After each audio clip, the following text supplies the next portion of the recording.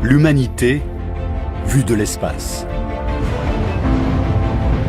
Aujourd'hui, nous vivons dans un monde interconnecté d'une complexité époustouflante, forgé par des innovations décisives sur des milliers d'années.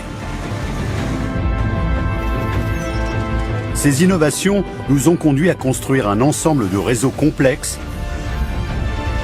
qui nous permet de prospérer. Pour la première fois, nous pouvons visualiser les liens invisibles qui nous relient les uns aux autres. Voici comment notre ingéniosité a façonné le monde moderne et comment nous allons l'utiliser pour assurer notre avenir.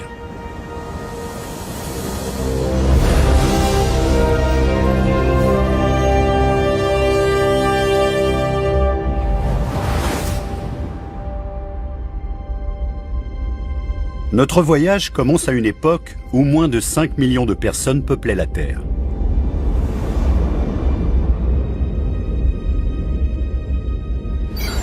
Le croissant fertile, sur la rive est de la Méditerranée, 10 000 ans avant Jésus-Christ. Le site d'une innovation révolutionnaire qui a donné naissance à l'un de nos plus importants réseaux internationaux.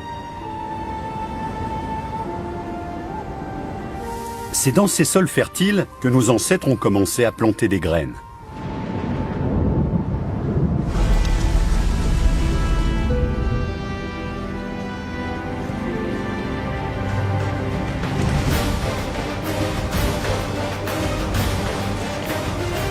La plantation de graines revêt une importance capitale dans l'histoire de l'humanité parce que c'est une façon totalement différente de se nourrir. On a commencé par être chasseurs, cueilleurs, glaneurs. On l'est resté durant la plus grande partie de notre histoire. Et puis on est devenu fermier.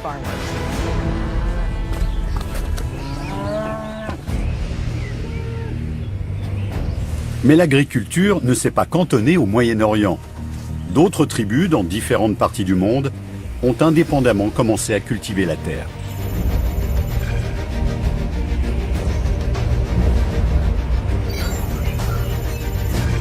Au Mexique, les Olmecs ont planté du maïs il y a environ 9000 ans.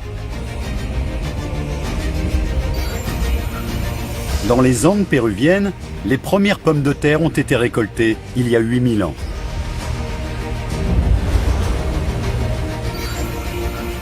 Les premiers grains de riz ont été semés dans la vallée de la rivière des Perles en Chine il y a 7000 ans. Et en 3000 avant Jésus-Christ, le blé s'était répandu dans toute l'Europe.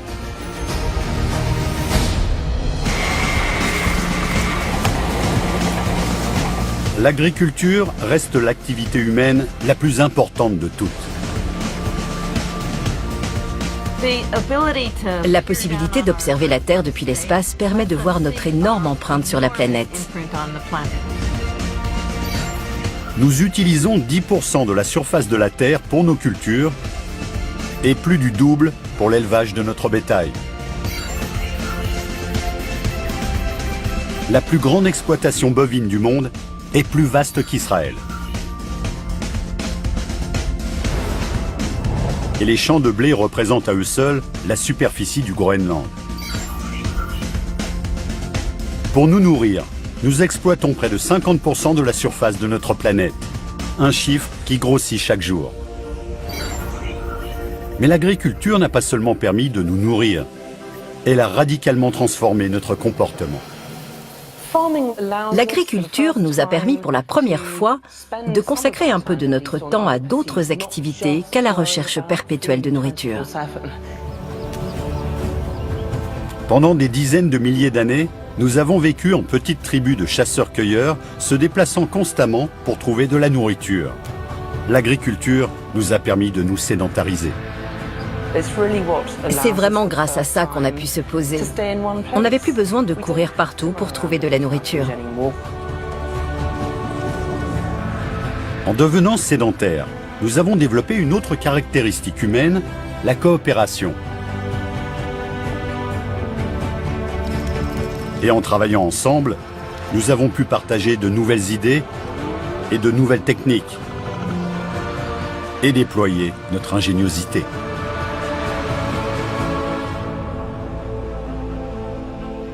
Ils ont pu se spécialiser et jouer un nouveau rôle dans la société. Ils sont devenus charpentiers, tisserands ou forgerons. C'est à travers ce processus, basé sur l'agriculture, qu'on a pu fonder des civilisations complexes et compétentes. Avec nos nouveaux savoir-faire, nous avons créé les toutes premières civilisations, dont on peut encore voir les vestiges aujourd'hui dans des régions où nous avons appris pour la première fois à cultiver la terre.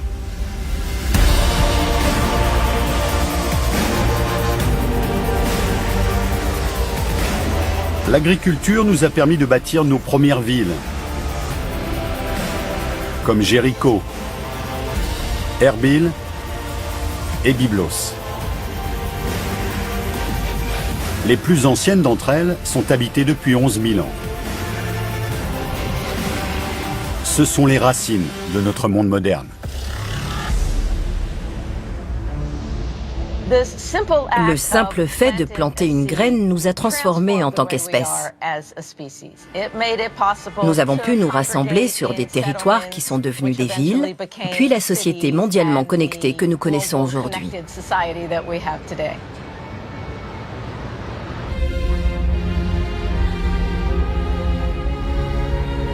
Depuis l'espace, on peut voir à quel point nos villes modernes sont devenues immenses.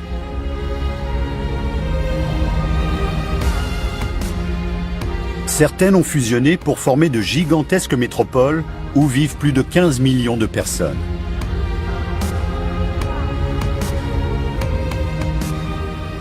On peut voir les grandes métropoles depuis les Appalaches, en passant par la côte est des États-Unis, jusqu'aux montagnes et aux glaciers du Canada, et tout ça en une seule vue. En 90 minutes, on se retrouve en orbite autour de la Terre et on peut voir l'impact de l'homme tout autour de nous. On se rend compte que l'homme s'est approprié toute la planète. Aujourd'hui, plus de 500 villes à travers le monde comptent plus d'1 million d'habitants. Le plus surprenant, c'est que cet essor incroyable des villes modernes a débuté il y a seulement 250 ans. Dans l'histoire de l'humanité, les villes ont longtemps été l'exception. Il n'y avait que très peu de villes en général. La plupart des hommes ont vécu dans la nature pendant des milliers d'années. Qu'est-ce qui a stimulé la croissance de nos mégalopoles? La réponse réside dans l'ingéniosité d'un seul homme, dont l'idée toute simple a révolutionné le monde. Une idée qui a mené à l'une des migrations les plus massives que l'humanité ait connues.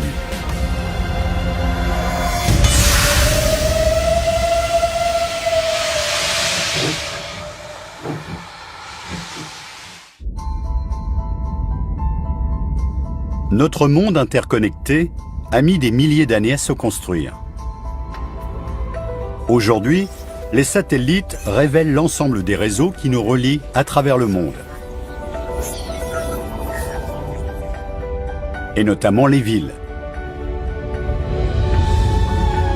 Les populations des premières villes sont restées sédentaires pendant des milliers d'années. Mais il y a 250 ans, un homme a eu une idée qui a révolutionné notre monde.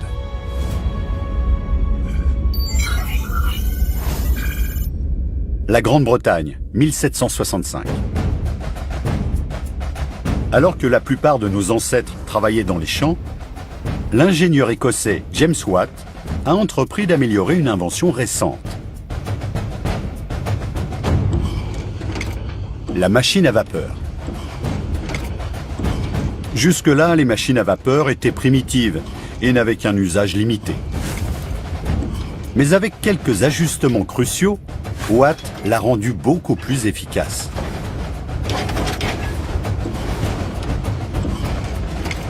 Il a libéré le potentiel incroyable de la vapeur. Il y a eu 3 bonds en avant fantastiques dans l'histoire de l'humanité. D'abord la maîtrise du feu, ensuite l'agriculture et enfin l'exploitation de la vapeur pour produire de l'énergie.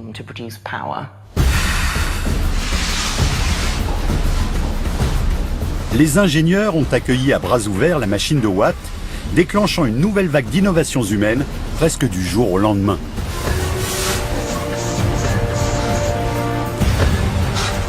Tout à coup, une seule pompe à vapeur a pu remplacer un attelage de 500 chevaux dans une mine de charbon.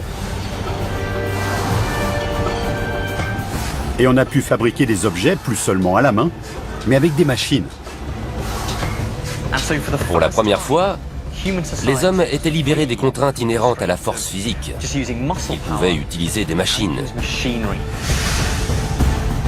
La vapeur a amorcé les plus grands changements du comportement humain qui aient eu lieu en 1 millier d'années.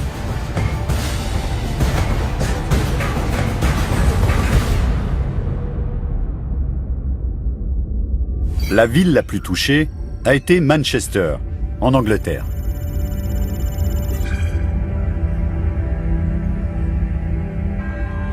Grâce à James Watt, ce bourg tranquille a vite succombé à la machine à vapeur.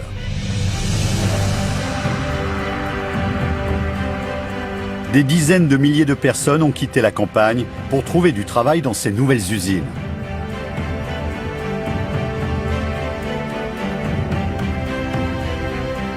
En seulement 50 ans, la population de Manchester est passée de 20 000 à 160 000 habitants. C'est devenu la première ville industrialisée du monde.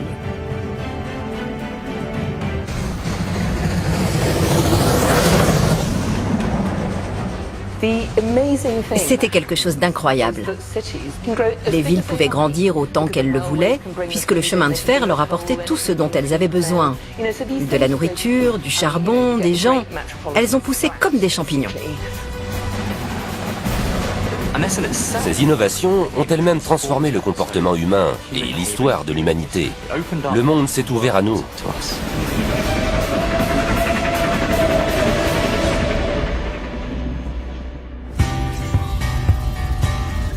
La révolution industrielle a plus que jamais rassemblé les hommes. Pour la première fois dans l'histoire de l'humanité, la population des villes a explosé partout dans le monde pour atteindre des millions d'habitants en quelques décennies. Un autre gigantesque bond en avant dans la construction du monde moderne.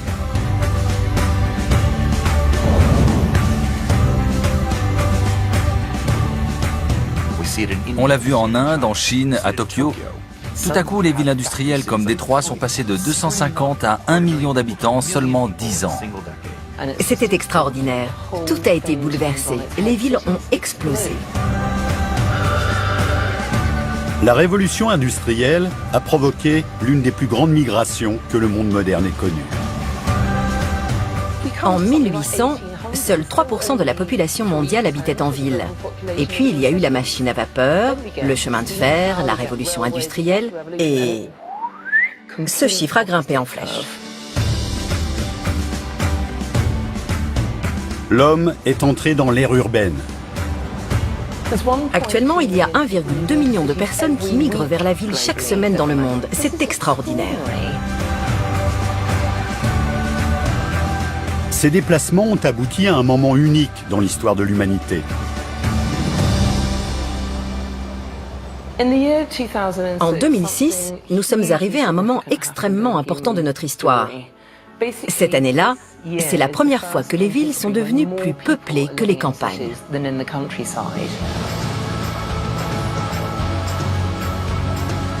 Avec la révolution industrielle, nous sommes devenus une société profondément urbaine. Mais pour que le monde moderne continue de fonctionner, il nous fallait un nouvel éclair de génie.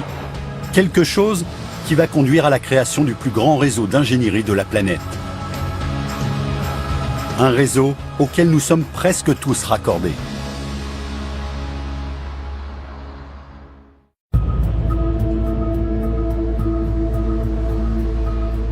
Nous avons construit un monde où notre technologie s'étend à toute la planète, reliant des milliards de personnes entre elles. Depuis l'espace, nous pouvons voir les conséquences de notre ingéniosité. 28 octobre 2011. Base de l'armée de l'air de Vandenberg, Californie. 3, 2, main engine start, 1, 0, and liftoff of the Delta II with the NPP satellite. La NASA a lancé le satellite Suomi. Il a été conçu pour étudier la météo du monde entier. Mais avec un œil électronique, 100 fois plus sensible que les satellites précédents, il peut aussi révéler l'interconnectivité de notre planète électrifiée.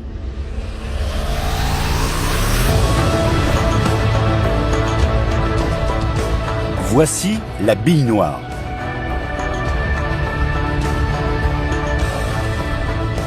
Un assemblage de milliers d'images d'une Terre sans nuages collectées par Suomi sur 312 orbites.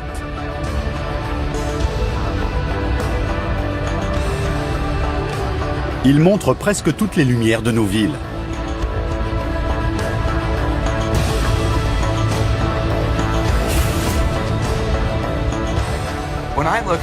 À chaque fois que je regarde les images de la bille noire prises par la NASA, je suis stupéfait. C'est une illustration incroyable de l'impact de l'électricité et de notre réseau électrique sur l'espèce humaine.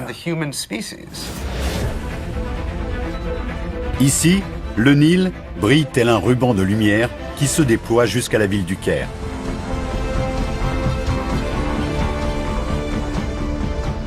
Là, les lumières de centaines de chalutiers qui pêchent dans leurs eaux territoriales révèlent une frontière invisible créée par l'homme.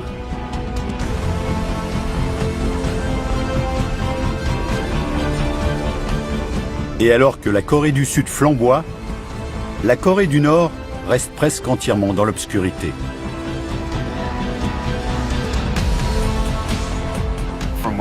Du matin au réveil, la journée au travail, jusqu'au soir dans notre lit, presque tout ce qu'on fait implique l'utilisation de l'électricité.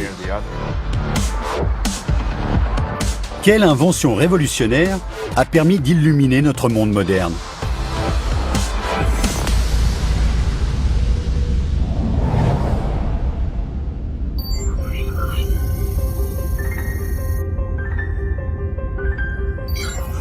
« 31 décembre 1879, Menlo Park, New Jersey.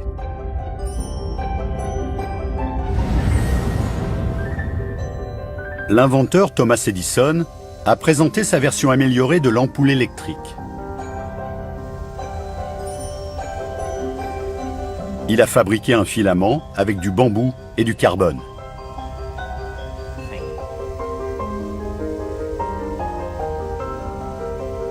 Son ampoule brille plus et dure plus longtemps que n'importe quelle autre ampoule avant elle.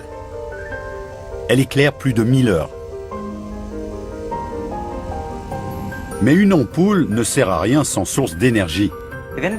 Il fallait faire venir l'électricité depuis la centrale électrique jusqu'où on en avait besoin, dans les maisons et les usines. Et pour ça, il fallait un autre type d'invention.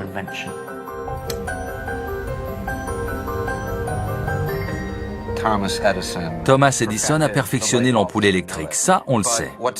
Mais ce qu'on sait moins, et ce qui est encore plus important, c'est qu'Edison a aussi été l'initiateur du réseau de distribution électrique.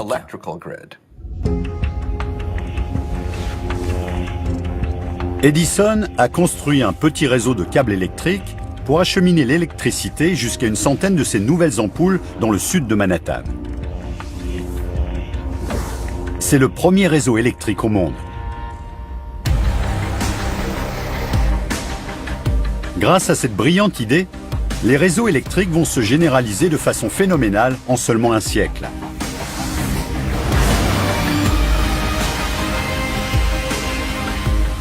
En Amérique du Nord, des centaines de centrales électriques acheminent l'électricité à travers près d'1 million de kilomètres de lignes à haute tension.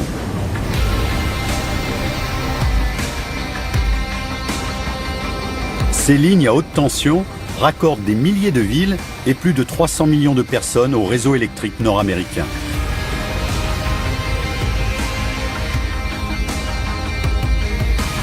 Elles contiennent assez de câbles en cuivre pour faire l'aller-retour jusqu'à la Lune. Le réseau électrique est une machine extraordinaire. C'est de loin la machine la plus grande et la plus sophistiquée que l'homme ait jamais construite. C'est même difficile de savoir à quel point elle est énorme.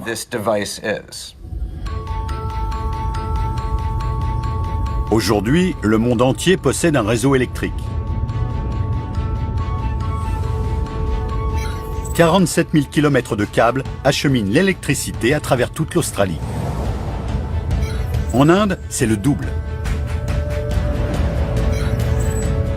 Le réseau de la Russie possède 117 000 km de câbles. En Europe, 300 000 km de câbles relient 23 pays différents.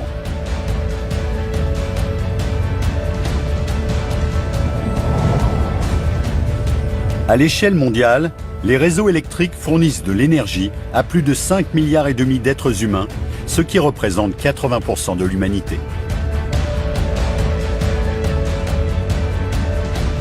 La vision d'un seul homme a permis de créer une merveille du monde moderne.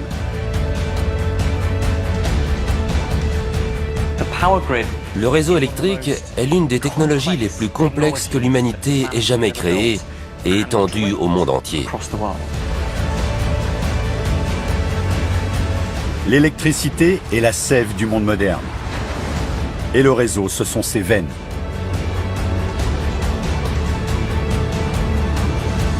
C'est seulement quand l'électricité tombe en panne qu'on l'apprécie à sa juste valeur.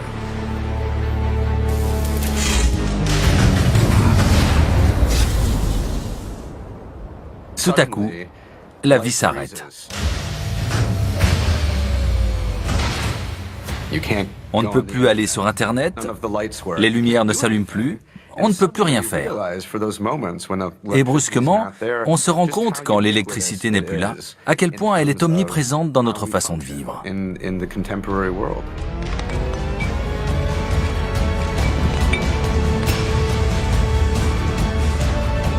Pour faire fonctionner ce monde moderne, nous dépendons de deux substances que nous allons chercher au bout du monde. Des ressources dont nous ne pouvons plus nous passer et sans lesquelles le monde d'aujourd'hui n'existerait pas.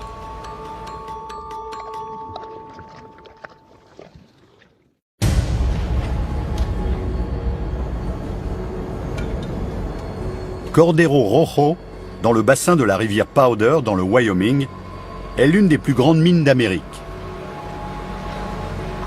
C'est un vaste trou dans le sol qui s'étend sur près de 2 km.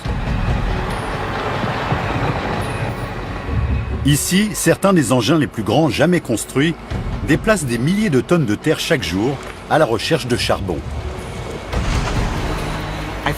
Je pense que beaucoup de gens seraient surpris d'apprendre que la majeure partie de l'électricité produite à travers le monde vient du charbon.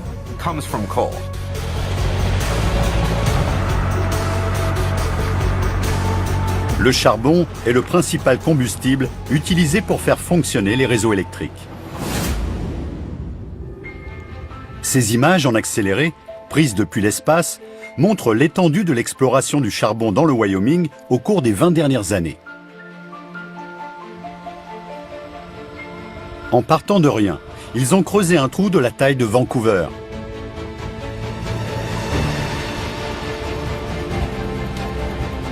Mais ce gigantesque complexe de mines fournit moins de la moitié des besoins en électricité des États-Unis.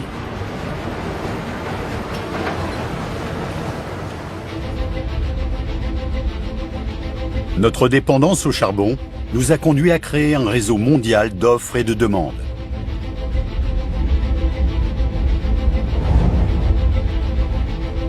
L'Indonésie est le plus grand exportateur de charbon au monde. Le pays en vend chaque année 30 millions de tonnes au Japon.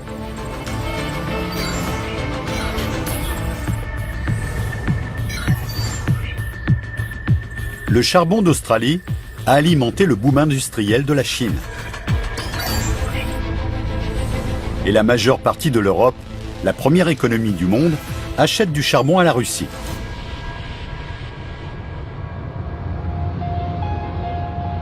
Quand il s'agit de produire de l'électricité, le charbon est roi. Mais il ne suffit pas pour répondre à notre demande en électricité. Dans le monde, nous utilisons assez d'électricité chaque jour pour alimenter un foyer américain moyen pendant plus de 5 millions d'années. Pour répondre à la demande, nous avons construit un vaste réseau de centrales électriques. Plus de 2300 centrales au charbon génèrent 41% de notre électricité. 439 centrales nucléaires en fournissent 10%.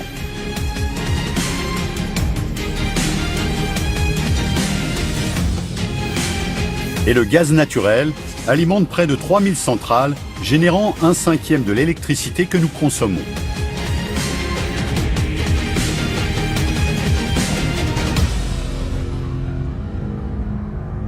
Mais toutes ces ressources naturelles sont loin de rivaliser avec une autre ressource, le pétrole.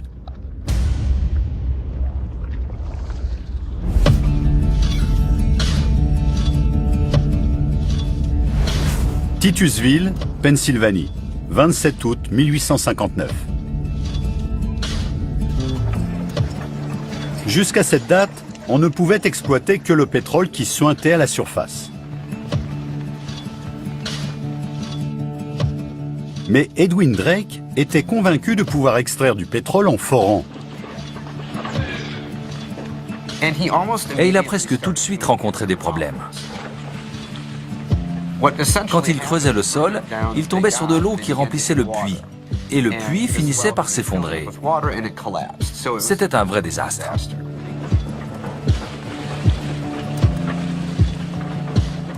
Les gens ont commencé à l'appeler Drake le fou parce qu'ils pensaient vraiment qu'il était fou. Personne n'avait jamais réussi à faire ce qu'il faisait. Drake n'a pas abandonné. Il a utilisé des tuyaux en fer pour consolider les parois de son puits. Et devinez quoi? Ça a marché. Il a réussi à forer jusqu'à 20 mètres de profondeur et à extraire du pétrole de son puits. Là, les gens ont arrêté de croire qu'il était fou. Avant Drake, on utilisait le pétrole qu'à petite échelle pour le chauffage et la lumière. Son ingéniosité donne un nouvel exemple de la façon dont une petite innovation peut radicalement changer l'ampleur des entreprises humaines. Le forage a permis d'extraire et d'exploiter le pétrole comme jamais. Le moment où Drake a réussi à forer le sol et où le pétrole a jailli a été un tournant fondamental dans l'histoire de l'humanité. Aujourd'hui, notre quête de pétrole nous emmène aux quatre coins du monde. Dans des endroits aussi reculés que l'Alaska ou le sud de l'Australie.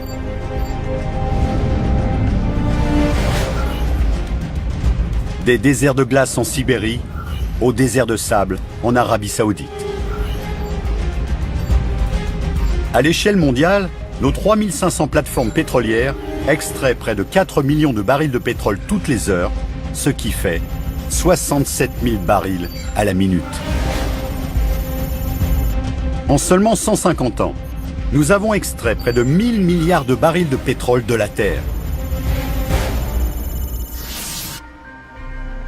Sans le pétrole, nous serions cloués sur place. C'est ce qui permet aux avions, aux voitures et aux bateaux de continuellement sillonner le globe. Mais le pétrole fait tellement plus que nous permettre de nous déplacer. Grâce à notre ingéniosité, nous avons trouvé d'autres moyens de l'utiliser. Des moyens que même Edwin Drake n'aurait jamais pu imaginer. Presque tous les produits qu'on utilise chaque jour sont liés d'une façon ou d'une autre au pétrole.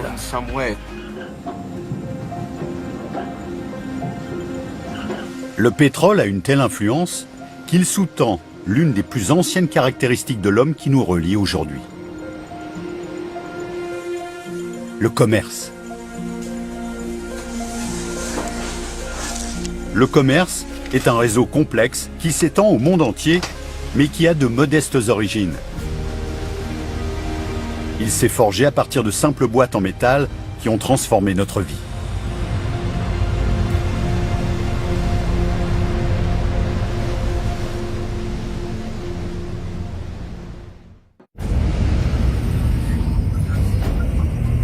Notre monde repose sur de vastes réseaux mondiaux. Des millions de kilomètres de routes et de voies ferrées, des milliers d'avions parcourant le globe et des milliers de bateaux sillonnant les océans. Ils propagent dans le monde entier tout ce que notre civilisation produit, Les routes commerciales sont un réseau indispensable qui nous relie presque tous les uns aux autres. Tout ce qu'on consomme, tout ce qu'on utilise, vient de beaucoup d'endroits différents. Ce qui change par rapport aux époques précédentes. S'il y a une chose qui fait tourner le monde aujourd'hui, c'est le commerce international. Comment ce réseau vital s'est-il développé? Les origines du commerce remontent à plus d'1 millier d'années, dans le centre de la Chine.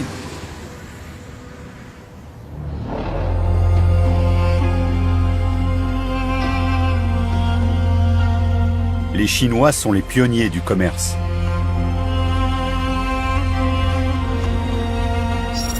Pendant des centaines d'années, la dynastie Han a créé tout un réseau de chemins de près de 10 000 km de long.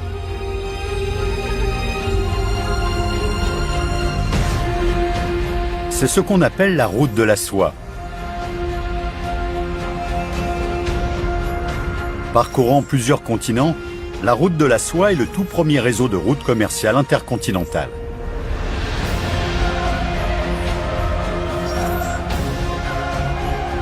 Elles apportaient des marchandises que beaucoup n'avaient jamais vues avant.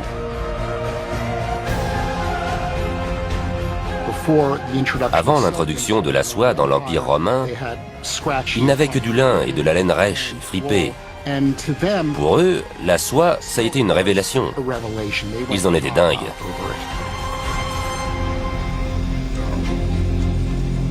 Mais ces routes commerciales étaient souvent dangereuses et difficiles à parcourir. Au milieu du XVe siècle, la guerre entre les dynasties byzantines et ottomanes a rendu la route de la soie infranchissable.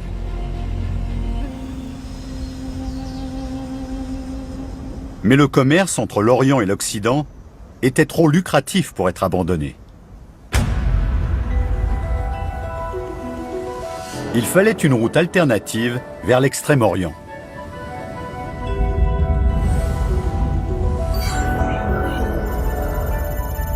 Sud de l'Espagne, 3 août 1492. Christophe Colomb s'est lancé dans son premier voyage historique. Il est parti vers l'ouest et a traversé l'Atlantique, pensant trouver un passage vers l'Extrême-Orient. Mais voilà ce qu'il a rencontré sur son chemin. L'Amérique. L'exploration du Nouveau Monde a marqué le début des grandes découvertes, ouvrant la porte à un vaste commerce entre les pays du monde entier.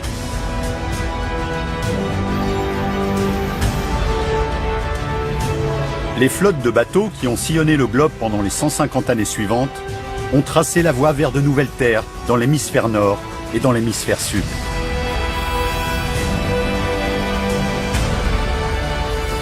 Et même si l'histoire les a souvent décrites comme des missions d'exploration héroïques, elles avaient surtout pour but de développer les échanges commerciaux.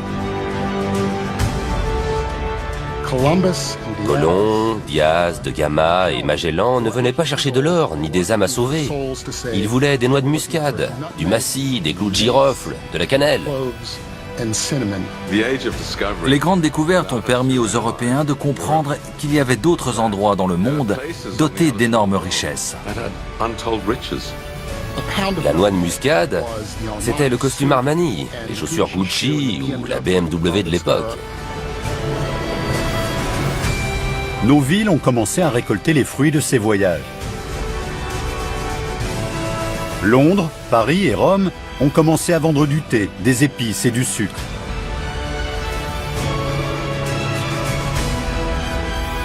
Le café est apparu à Amsterdam et à New York.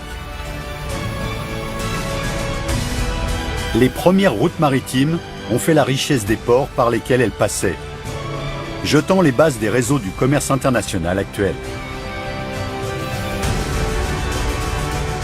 Mais l'apparition du marché de masse devra attendre encore quelques centaines d'années.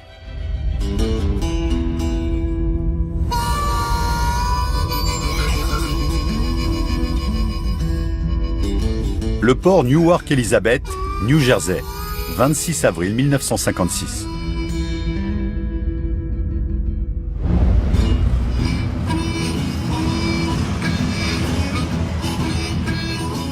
Malcolm McLean a présenté une innovation qui allait révolutionner le commerce. Avant McLean, le chargement et le déchargement des marchandises étaient lents et coûtaient très cher. Les marchandises étaient déplacées à l'aide d'une grue et des centaines d'hommes entassaient les caisses une par une dans chaque recoin disponible. La brillante idée de McLean était de standardiser le processus en utilisant des conteneurs maritimes.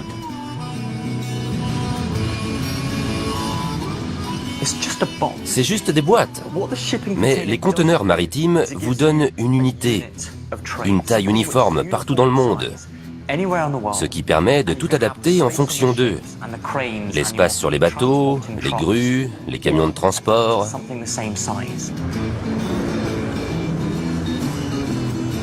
La taille unique des conteneurs réduit considérablement les coûts de chargement qui passent de 6 $ à 16 centimes la tonne.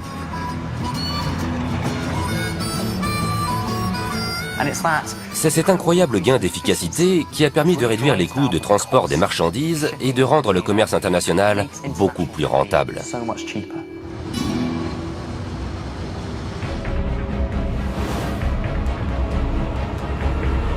Aujourd'hui, c'est un commerce qui représente 4 000 milliards de dollars et qui compte des milliers de bateaux transportant plus de 120 millions de conteneurs chaque année.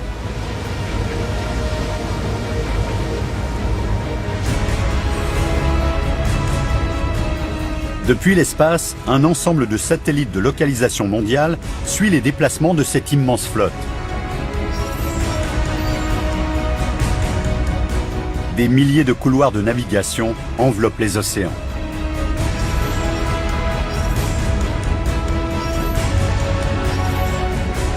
Un réseau mondial de bateaux de marchandises qui relie les 4500 ports à conteneurs.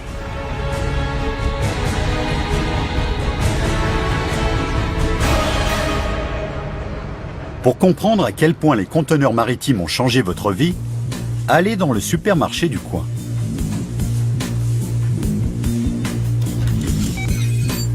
Vous y trouverez des oranges et des bananes provenant des États-Unis et de l'Équateur,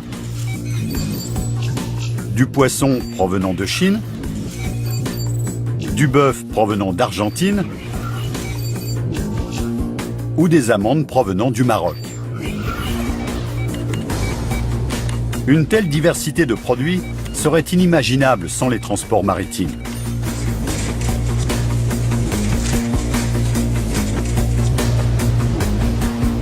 Les routes commerciales ont amené le monde à notre porte.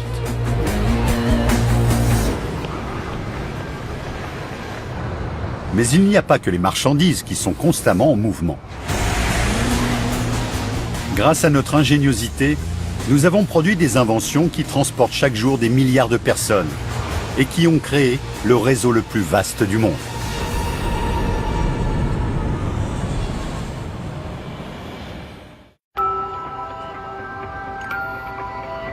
New York, l'une des plus grandes villes de la planète.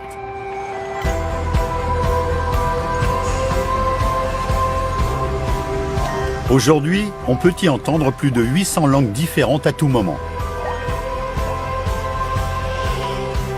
Construite par des générations de migrants, la Grosse Pomme est, linguistiquement, la ville la plus diversifiée de la planète. Chaque année, nous sommes plus de 200 millions à travers le monde à partir de nous installer à l'étranger. Mais le nombre de personnes qui voyagent chaque jour est encore plus grand.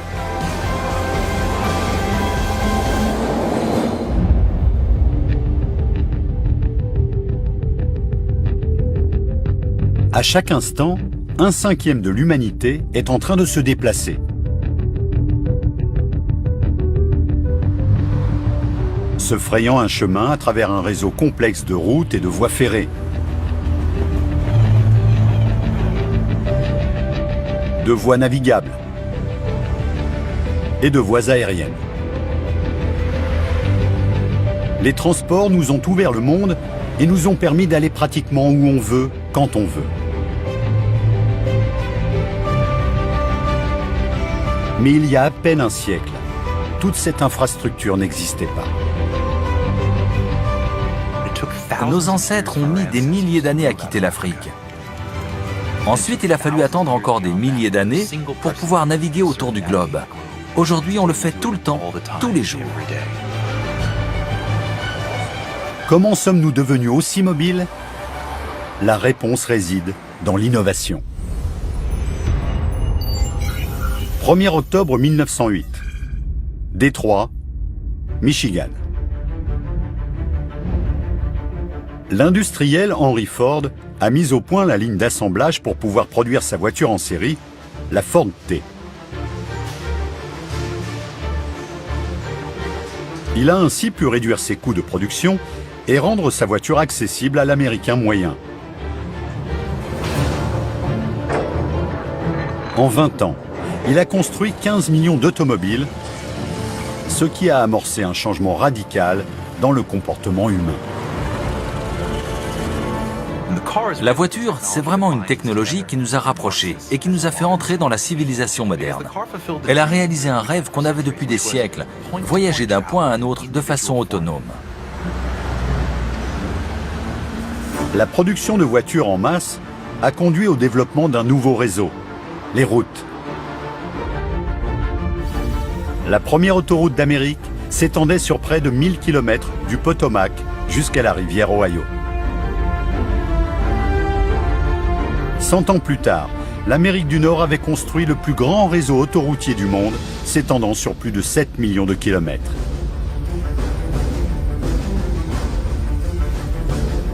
À l'échelle mondiale, plus de 56 millions de kilomètres de routes relient les villes, les pays et même les continents.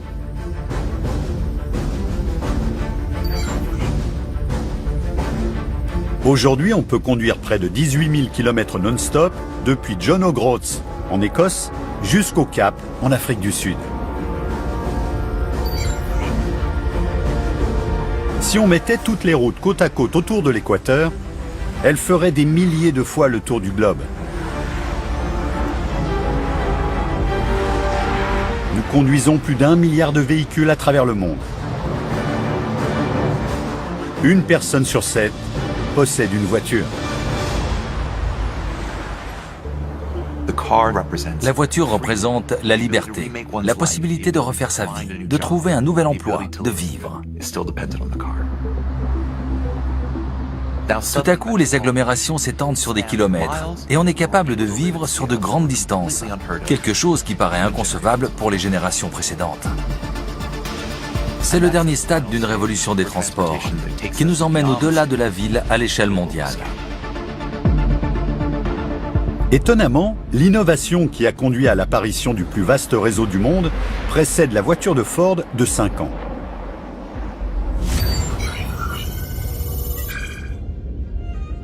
Kitty Hawk, Caroline du Nord, 17 décembre 1903.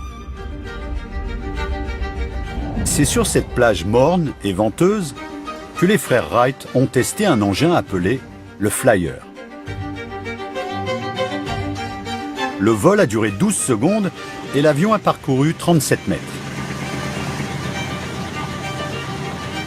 Cet événement apparemment insignifiant a initié une révolution. L'ère du vol à moteur. Il a inauguré un nouveau réseau mondial que nous prenons aujourd'hui pour acquis. Grâce à ce premier vol, le monde s'est rétréci. Nous avons aujourd'hui des réseaux internationaux qui nous permettent d'aller au bout du monde en un seul jour.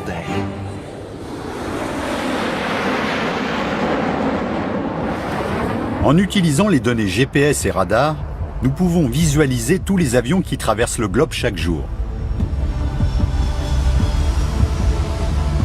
Il y a à tout moment environ un demi-million de personnes dans les airs.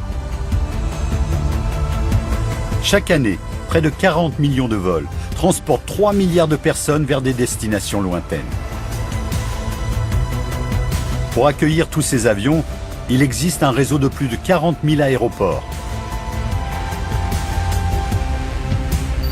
L'aéroport international Hartsfield-Jackson d'Atlanta est l'aéroport le plus fréquenté au monde. Il accueille 95 millions de passagers par an qu'il envoie vers 225 destinations différentes.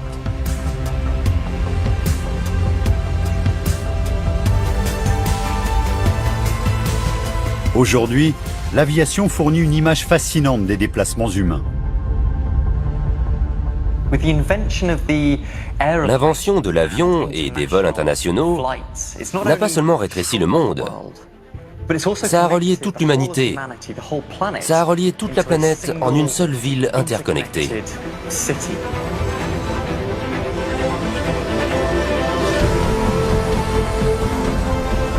On peut maintenant atteindre 90% de la planète en moins de 48 heures.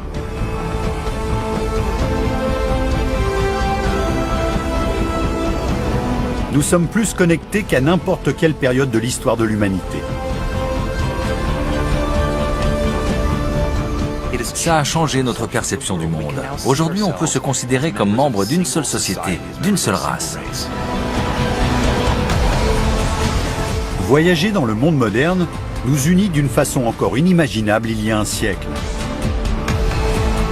Mais notre ingéniosité a permis de créer un réseau encore plus récent et encore plus inattendu.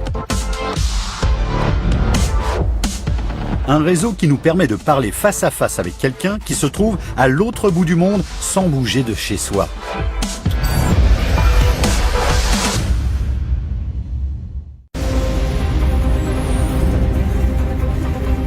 Aujourd'hui, nous sommes des milliards à posséder des ordinateurs miniatures.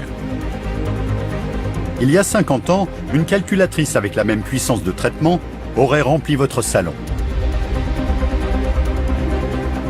Maintenant, avec les avancées de la technologie, ces ordinateurs ont rétréci jusqu'à tenir dans la main. Les smartphones ont complètement changé la façon dont fonctionne notre société, avec des conséquences incroyables. En appuyant sur un bouton, nous pouvons partager notre vie avec n'importe qui, presque n'importe où dans le monde.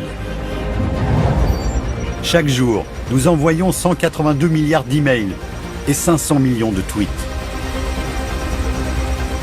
Nous prenons 70 millions de photos avec Instagram. Et on like plus de 3 millions de messages sur Facebook. Nous pouvons diffuser une pensée ou une idée en un instant. Un simple message peut se propager instantanément et être lu par des milliards de personnes. Alors qu'il y a à peine 500 ans, 99% de nos ancêtres n'avaient pas accès à un seul livre.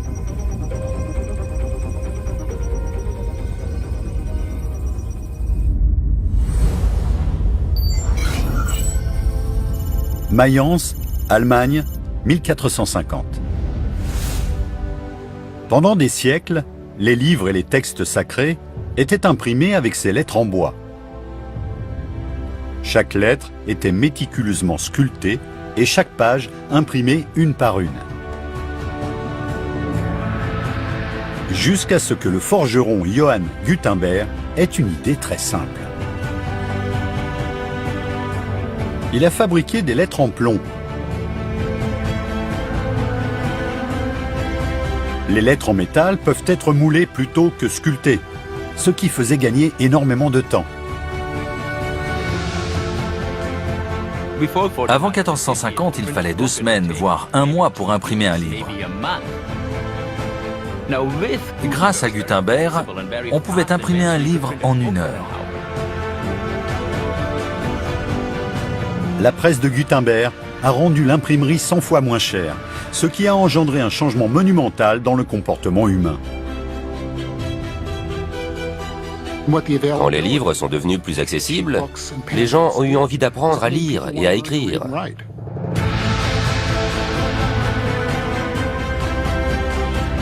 La lecture et l'écriture n'étaient plus réservées aux riches.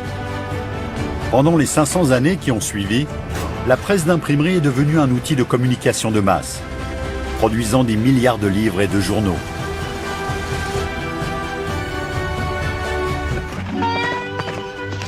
Les livres et les journaux sont restés le moyen de communication le plus rapide pendant plus de 200 ans.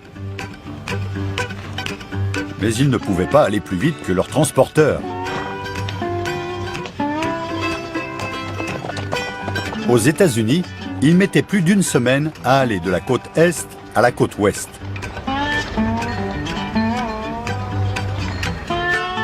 Jusqu'au début du 19e siècle, où une invention a rendu la communication indéniablement plus rapide.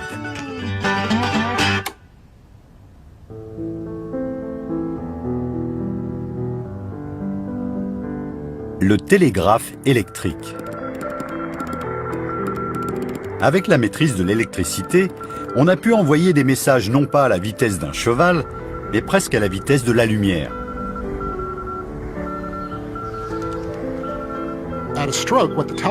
Le télégraphe a permis de réduire le temps de transmission de ville en ville de plusieurs jours ou plusieurs semaines à quelques secondes. Mais le véritable défi du télégraphe, ce n'était pas de connecter un pays, mais plusieurs continents.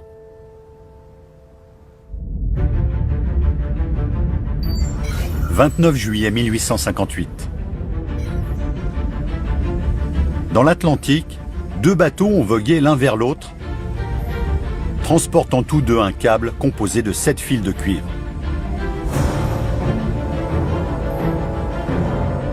Une fois à la même hauteur, ils ont doucement et prudemment relié les câbles entre eux, créant la première ligne télégraphique transatlantique.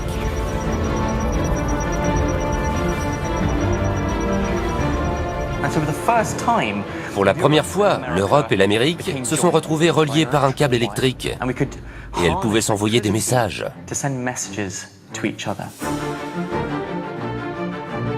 Le 16 août 1858, la reine Victoria a envoyé un télégramme au président Buchanan.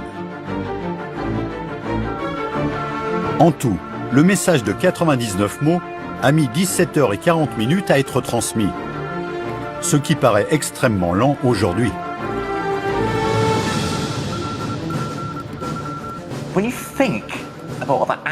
Ces pays pouvaient désormais communiquer à travers ce vaste océan beaucoup plus rapidement que s'ils s'étaient envoyé une lettre par bateau. Ça a permis de réunir ces deux continents. C'était une prouesse phénoménale pour l'époque. Aujourd'hui, plus de 800 000 km de fibres optiques sous-marines relient tous les continents de la Terre. Ce réseau de communication a doublé ces 5 dernières années. L'Asie du Sud-Est, Moyen-Orient, Europe de l'Ouest 3 est un bijou de technologie. C'est un câble sous-marin qui s'étend sur près de 39 000 km et qui relie 33 pays, de la Belgique au Japon. L'équivalent de 200 milliards de mots sont envoyés par ce câble à chaque seconde. Si on voulait prononcer tous ces mots, il faudrait commencer à l'époque de Jésus et parler jour et nuit, sans dormir, sans s'arrêter, sans manger, et on serait toujours en train de parler.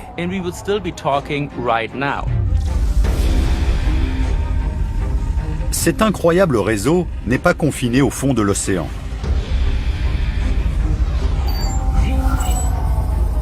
Environ 56 millions de kilomètres de câbles parcourent toute l'Amérique.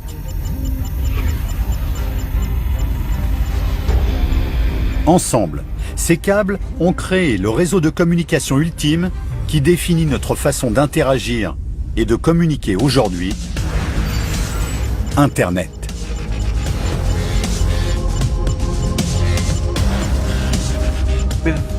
Avec tous ces réseaux de données et Internet, pour la première fois dans l'histoire de l'humanité, nous pouvons communiquer avec n'importe qui, n'importe où dans le monde, et n'importe quand.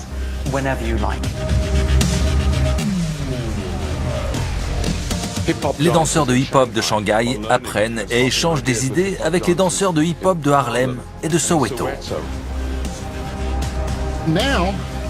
Aujourd'hui, on peut se retrouver dans les montagnes rocheuses ou dans les plaines du Tibet et avoir accès à 100 fois plus d'informations que la personne la mieux informée il y a 20 ans. Avec Internet, nous sommes à l'apogée de notre société interconnectée. Il façonne presque tous les aspects de notre vie quotidienne. Nous pouvons faire tout cela instantanément de n'importe quel endroit du monde. Internet montre à quel point nous sommes devenus interconnectés.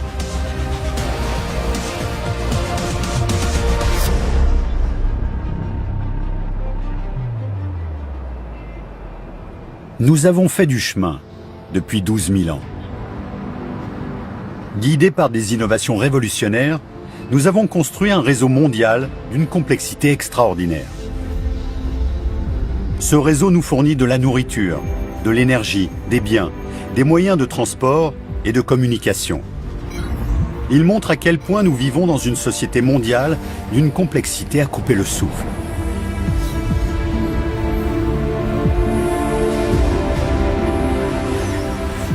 Mais cette richesse de données permet bien plus. Elle peut nous servir à voir l'avenir, en révélant les défis considérables auxquels nous serons confrontés pour nourrir et alimenter en énergie notre population qui se développe à toute vitesse. Elle peut aussi servir à créer des innovations audacieuses qui assureront notre avenir sur Terre.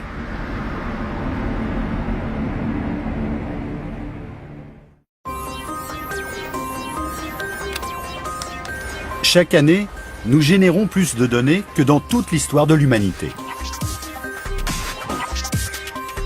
Nous accumulons dans le monde 2,5 quintillions d'octets de données stockées sur des millions d'appareils.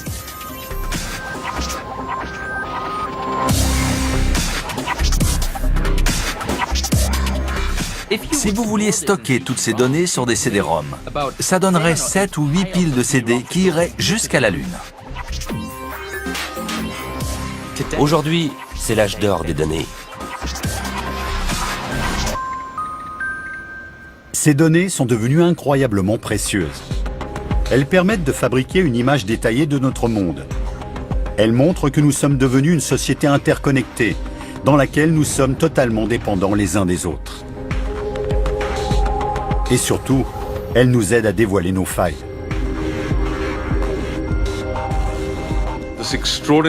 Cette extraordinaire intensité et richesse de données nous permettent pour la première fois de mieux appréhender l'avenir et de pouvoir anticiper les conséquences de nos actions.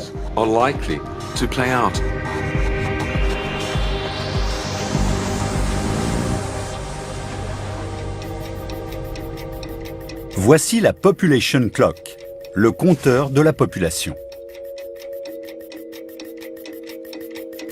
Chaque clic indique une nouvelle naissance.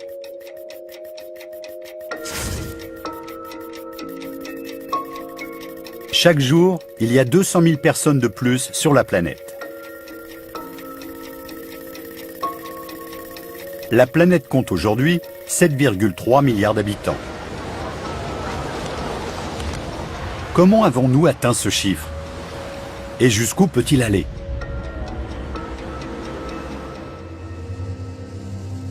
Au début, la population augmentait lentement. Il a fallu presque 11 500 ans pour atteindre 1 milliard d'habitants. Mais seulement 130 ans pour atteindre le double.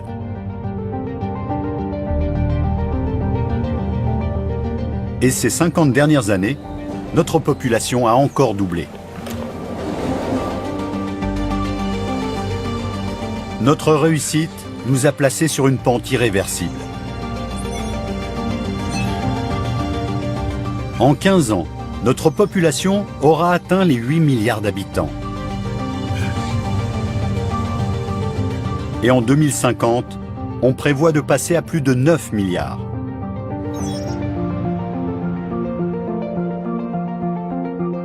Notre population a grossi de 2 milliards d'habitants, pas en quelques centaines d'années, en une seule génération.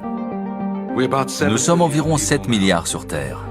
Cette augmentation massive d'au moins 2 milliards de personnes ces 35 prochaines années, c'est sans précédent. La population mondiale n'a jamais vécu une telle explosion. Ce sont les innovations qui ont conduit à cette croissance sans précédent. La grande question est, sommes-nous en train de devenir victimes de notre succès ?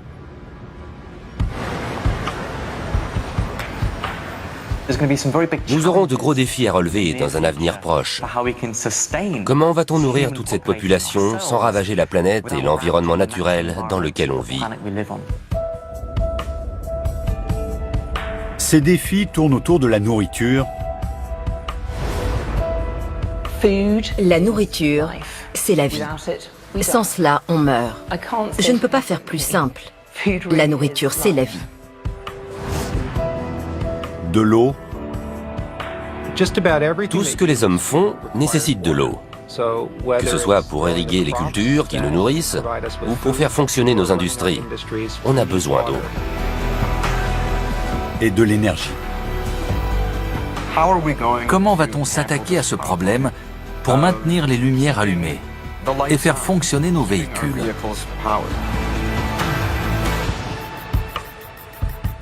Le compteur tourne. Chaque jour qui passe, la population croissante demande plus de nourriture, d'eau et d'énergie. Comment répondre à ces demandes sans surexploiter la Terre ni favoriser le changement climatique?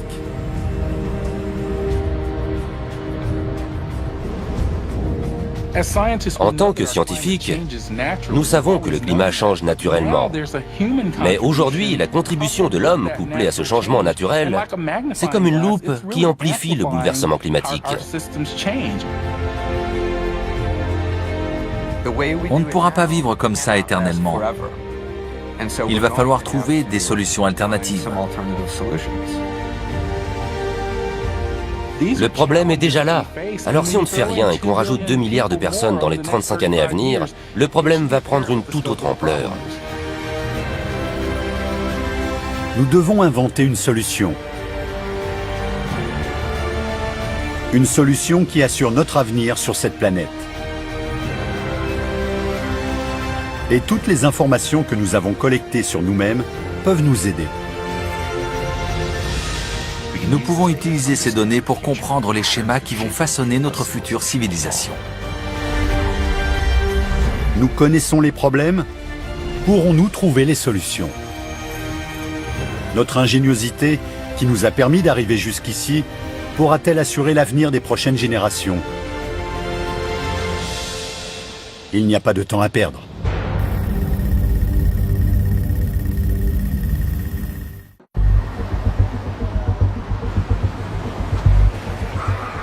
L'ingéniosité de l'homme a permis à la population de croître comme jamais. Mais d'ici 2050, nous serons 2 milliards de plus et notre mode de vie risque de poser un sérieux problème. L'un de nos plus gros soucis sera la nourriture. Comment nourrir 9 milliards de personnes? C'est un vrai casse-tête. Ce ne sera pas facile à faire. Nourrir le monde est un défi de taille. Il faudra de vastes terres agricoles pour les cultures et le bétail, des millions de litres d'eau et de l'énergie pour produire et transporter la nourriture. Tout cela risque d'avoir de lourdes conséquences sur l'environnement. Tout ça rejette du dioxyde de carbone. Et ce qui en rejette le plus, c'est notre propre agriculture. Le défi consiste à trouver les moyens de produire assez de nourriture pour tout le monde sans abîmer la terre qui nous fait vivre.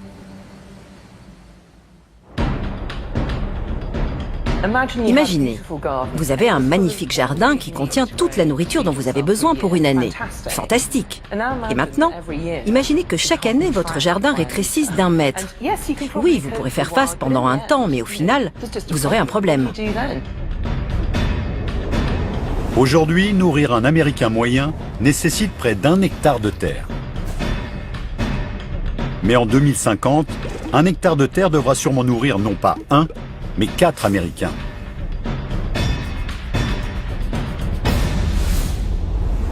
À ce stade, nous avons pratiquement exploité toutes les terres arables de la planète. Et si on essayait de faire pousser nos cultures vers le haut, plutôt que sur l'extérieur?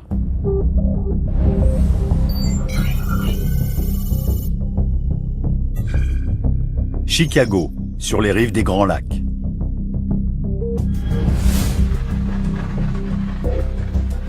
La Green Sense Farm n'a peut-être pas l'air très verte, mais substituer au soleil ces ampoules LED roses permet d'adopter des techniques de plantation très différentes.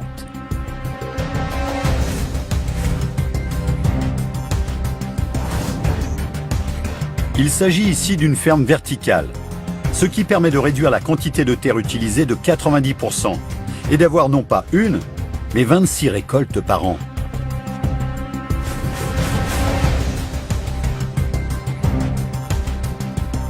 Cette ferme urbaine permet d'économiser non seulement des terres, mais aussi de l'eau. Ces cultures n'utilisent que 10% de l'eau qu'elles utiliseraient en extérieur. Et c'est vital, parce que le manque d'eau sera aussi l'un des prochains défis que nous aurons à relever.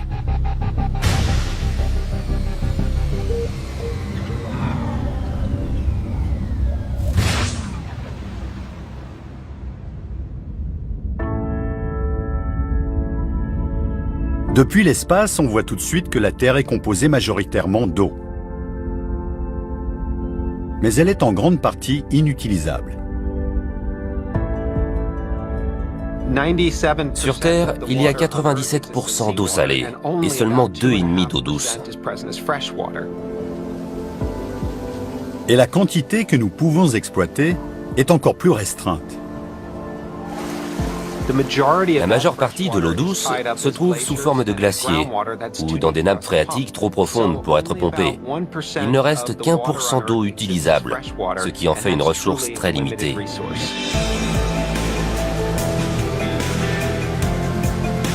Et on utilise les 2/3 de ce 1% pour produire notre nourriture.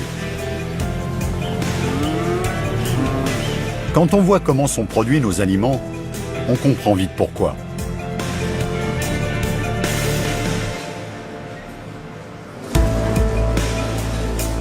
Faire pousser 2-3 pommes de terre nécessite 25 litres d'eau en moyenne.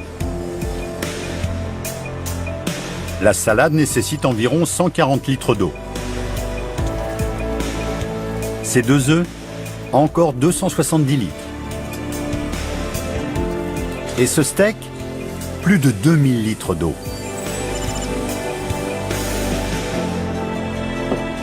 Et ce verre de lait, 200 litres d'eau.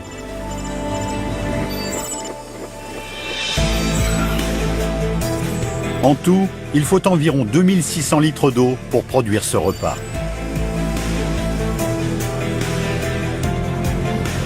Et on en mange des millions toutes les heures. La plupart des aliments qu'on mange a poussé dans un champ irrigué.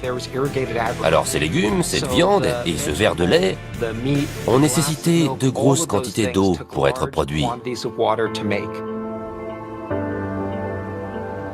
Voilà pourquoi l'eau est en train de devenir l'une de nos denrées les plus précieuses.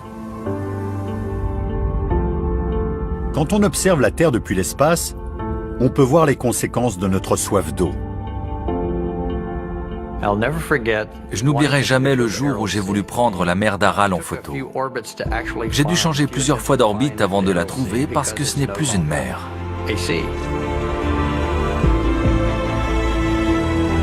Plus de 30 000 km de canaux et 45 barrages ont volé l'eau de la mer d'Aral.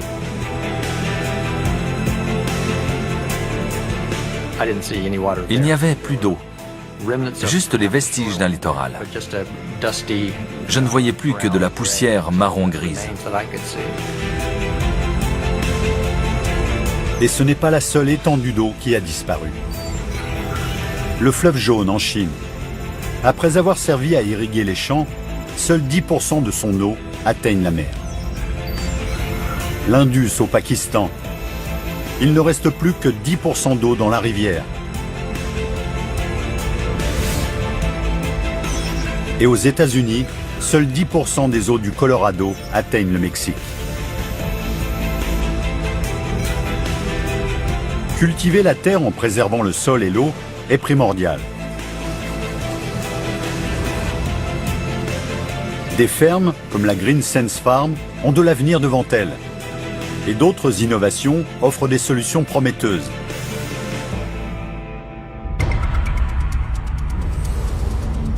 Harpenden, au nord de Londres. Au laboratoire de recherche Rothamsted, ces plantes ressemblent à toutes les autres. Sauf que les scientifiques essaient de leur faire produire le plus de blé possible.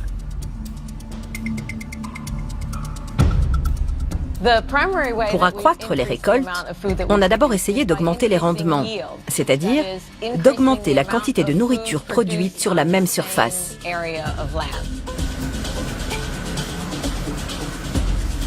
On va s'intéresser à des technologies comme le génie génétique pour rendre les plantes aussi productives que possible.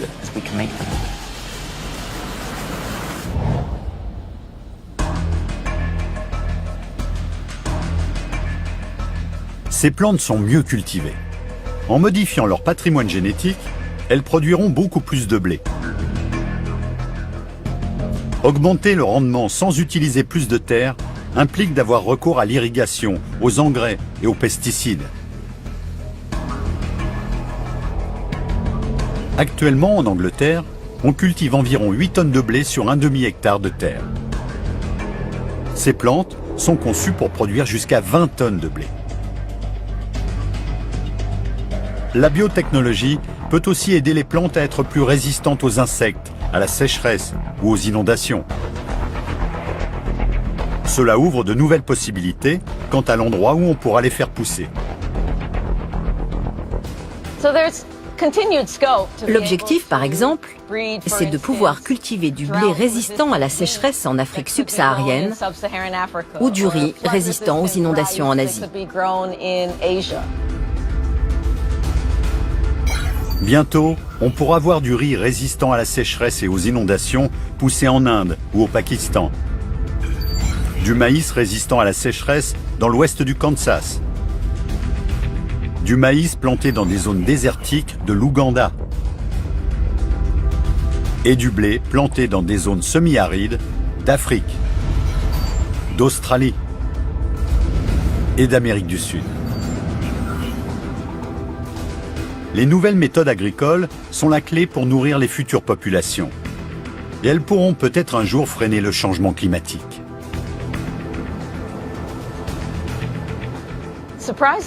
Étonnamment, l'agriculture produit un quart des gaz à effet de serre d'origine humaine qui sont libérés dans l'atmosphère.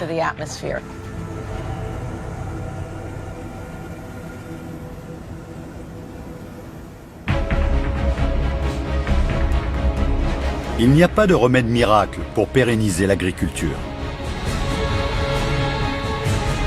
Modifier notre façon de cultiver, l'endroit où on cultive et ce qu'on cultive sont déjà de bonnes pistes. Mais aurons-nous assez d'énergie pour cuire nos aliments ?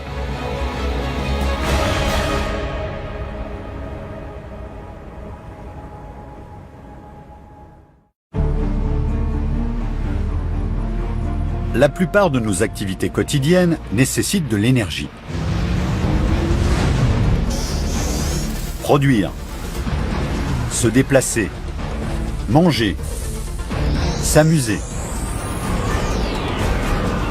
Alors que la population va atteindre les 9 milliards d'habitants, nous aurons besoin d'encore plus d'énergie. La question est, y en aura-t-il assez ? Il y a 300 ans, la révolution industrielle a initié une migration de masse. Depuis, nous sommes toujours plus nombreux à nous installer dans les villes. Pour l'instant, il y a environ 3,5 milliards de personnes qui vivent dans les villes. Et selon les prévisions, en 2050, il y en aurait 7 milliards, le double. C'est une transition d'une ampleur inédite. Ce qui est incroyable, c'est que nous allons construire plus de villes dans les 40 prochaines années que dans toute notre histoire. Cette croissance urbaine massive aura sûrement un énorme impact sur nos vies.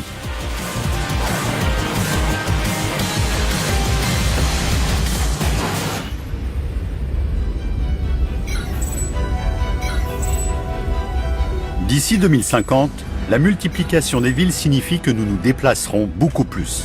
Des déplacements qui augmenteront de 600%.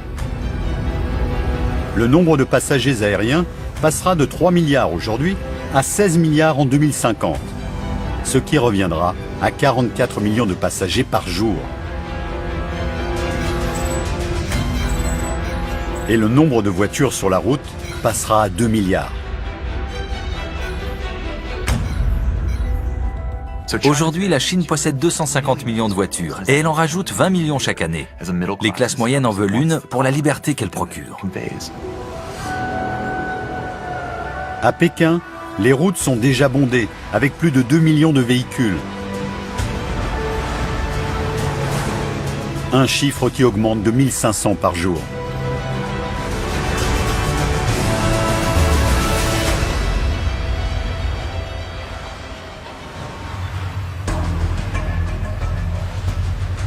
Nos besoins en énergie aussi vont sûrement grimper en flèche. Ils devraient doubler d'ici 2050. Nous aurons besoin de 110% de pétrole en plus, l'équivalent de 320 000 litres par seconde.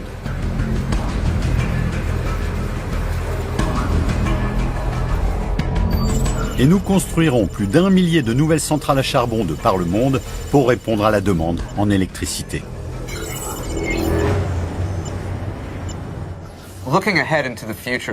Les plus fortes demandes en énergie auront sûrement lieu dans des endroits comme l'Inde ou la Chine. Dans ces pays, il y aura de plus en plus de gens qui conduiront des voitures, qui prendront l'avion et qui utiliseront des appareils gourmands en électricité. Avons-nous assez de ressources énergétiques pour faire face à cette demande croissante ?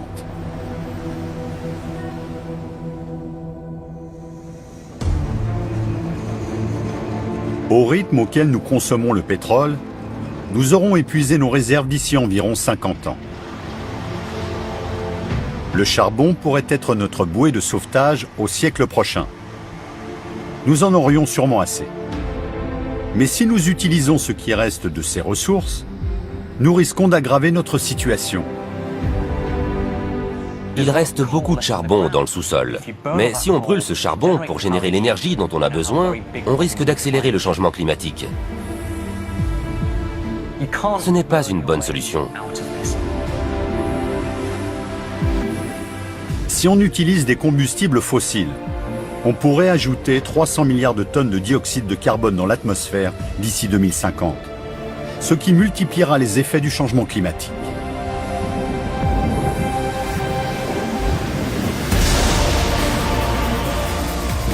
Nous serons davantage sujets aux tempêtes violentes et aux inondations.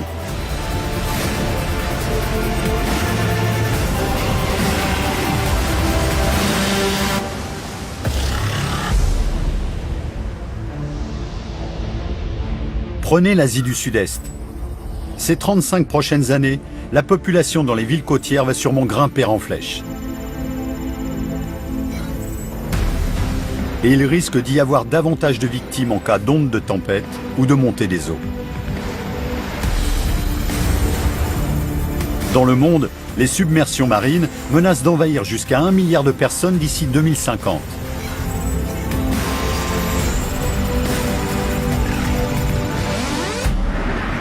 Nous devons réfléchir à de nouvelles solutions pour régler le problème de l'énergie. L'être humain possède une incroyable capacité d'innovation. Nous sommes de formidables inventeurs, des créateurs. Et nous avons déjà commencé à créer des technologies et des machines qui nous fourniront des solutions alternatives pour créer et exploiter l'énergie. La centrale électrique Ivanpah, située dans le désert californien, est la plus grande centrale solaire au monde.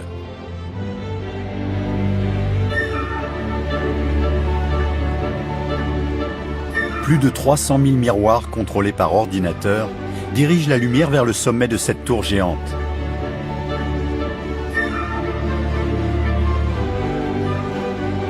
La tour transforme l'eau en vapeur brûlante qui actionne les turbines générant de l'électricité.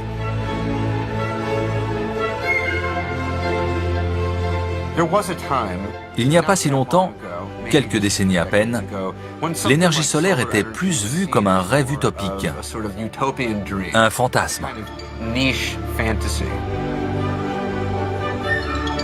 Mais ce genre de centrale a transformé le rêve en réalité.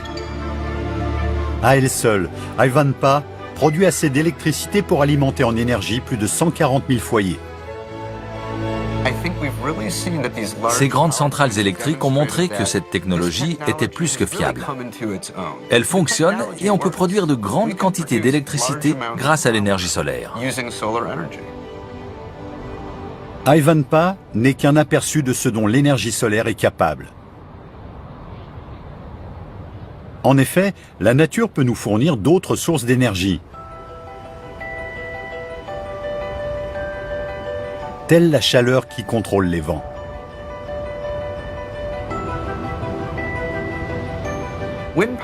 L'énergie éolienne est sûrement l'énergie renouvelable la plus réussie de toutes. Elle est présente dans le monde entier. Aujourd'hui, il y a des pays qui tirent une part importante de leur énergie grâce à l'énergie éolienne. Chaque année, le soleil fournit assez d'énergie pour répondre 20 000 fois aux besoins des pays du monde entier. Si nous nous tournons vers le soleil pour nous fournir en énergie, notre avenir sera-t-il radieux ?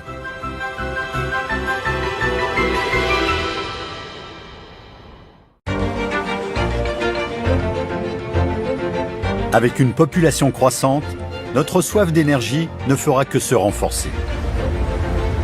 Mais si nous voulons freiner le changement climatique, nous ne devons plus être dépendants des combustibles fossiles. Le Saint Graal pour notre avenir proche, c'est l'énergie du soleil.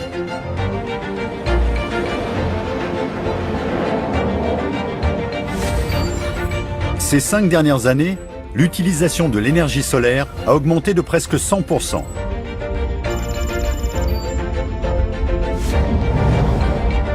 La Chine peut aujourd'hui produire quasiment 400 gigawatts d'énergie renouvelable à tout moment. Plus du double de la consommation d'énergie totale de l'Afrique. Au Canada, l'utilisation de l'énergie éolienne a augmenté de près de 2000% en 10 ans. Elle peut alimenter 1,5 million de foyers et d'entreprises. Le tout en ne libérant qu'une très faible quantité de gaz à effet de serre. Bien avant de commencer à extraire du charbon du sol ou à forer des puits de pétrole, on se reposait essentiellement sur l'énergie du soleil. Je pense qu'à l'avenir, on reviendra à la case départ et on comptera à nouveau sur le soleil pour produire notre énergie.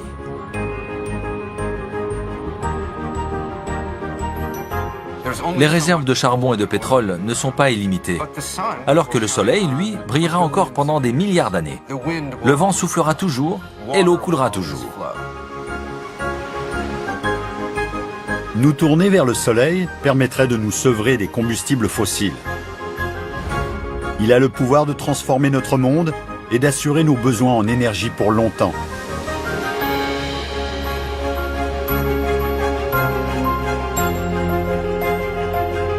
Alors, avons-nous un avenir radieux devant nous ?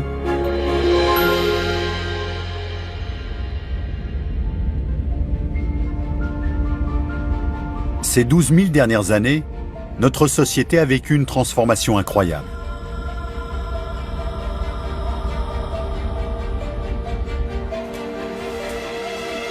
De nomades disséminés sur le territoire à la construction du monde moderne.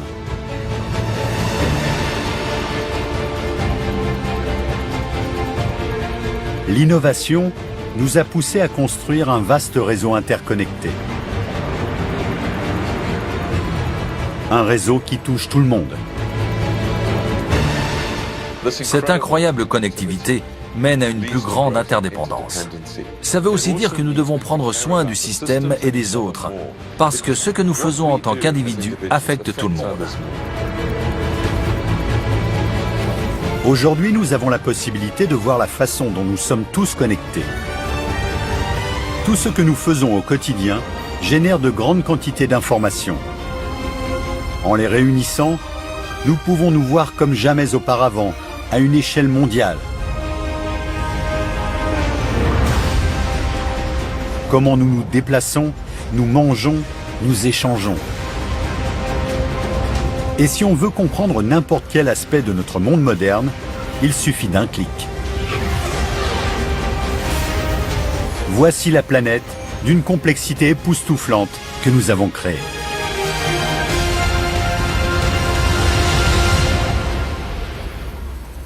Pour la première fois de l'histoire, toutes ces données nous permettent de nous voir en intégralité. Mais le succès de notre monde moderne est en jeu. Notre ingéniosité a un prix. Nous avons créé un monde qui doit subvenir aux besoins de 7 milliards de personnes. Et en une seule génération, nous allons passer à 9 milliards d'habitants, ce qui nous propulsera dans un avenir incertain.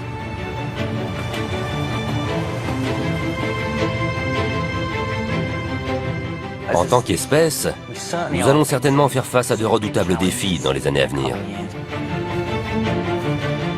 Mais notre civilisation a déjà triomphé de l'adversité.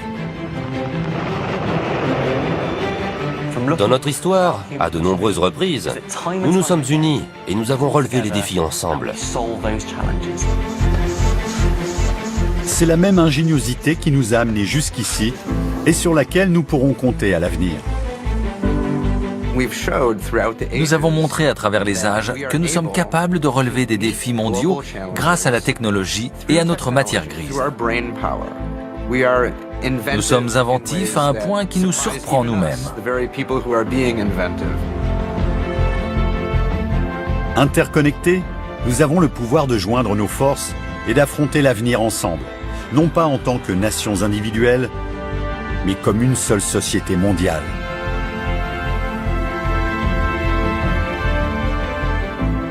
Nous n'avons jamais eu autant de connaissances qu'aujourd'hui. Nous sommes dotés d'une ingéniosité incroyable. Nous avons la capacité de partager notre savoir, de le diffuser et de le mettre à profit. On a tellement de données, tellement d'informations. Ce serait une tragédie si on ne les utilisait pas correctement, et nous devons apprendre à les utiliser.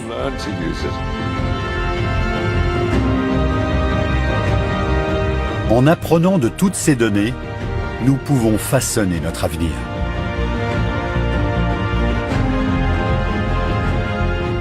Est-ce que j'aimerais vivre dans l'avenir? Quel avenir? Je ne crois pas en un seul avenir. Je veux le construire. Je pense qu'on le construit tous ensemble. J'aimerais vivre dans un avenir encore plus connecté. Je veux appartenir à une société mondiale qui nous relie tous et nous permet de réaliser tout notre potentiel. Et je pense que cet avenir est possible.